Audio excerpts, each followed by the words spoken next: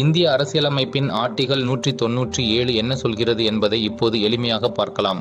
சட்ட மேலவை legislative council பண மசோதாக்கள் அல்லாத இதர சாதாரண மசோதாக்களை ஆர்டினரி பில்ஸ் எவ்வளவு காலம் நிறுத்தி வைக்க முடியும் அல்லது அதன் அதிகார வரம்புகள் என்ன என்பதை பற்றி கூறுகிறது. ஒரு மசோதாவை சட்டமன்ற பேரவை லெஜிஸ்லேட்டிவ் அசெம்பிளி நிறைவேற்றி மேலவைக்கு அனுப்பும்போது மேலவை அந்த மசோதாவை நிராகரிக்கவோ அல்லது மாற்றங்கள் செய்யவோ அதிகாரம் கொண்டுள்ளது. ஆனால் மேலவை அந்த மசோதாவை நிரந்தரமாக தடுத்து நிறுத்த முடியாது.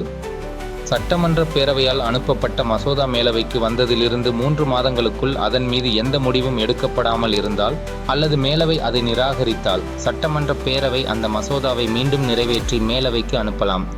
இரண்டாவது முறையாக அனுப்பப்பட்ட மசோதாவை மேலவை 1 மாதத்திற்குள் நிறைவேற்ற வேண்டும்.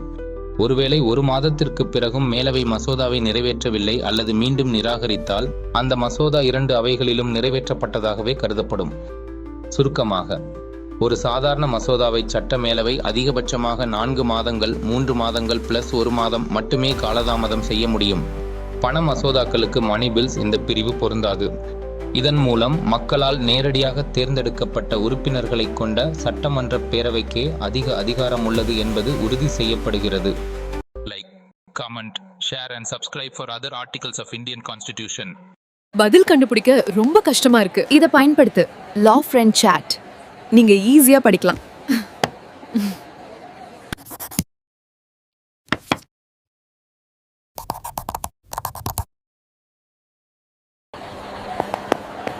சட்ட தேர்வுகளுக்கு படிக்க லா ஃப்ரெண்ட் சாட் பதிவிறக்குங்க. ஈஸி ஆயிடும். lawfriendchat.in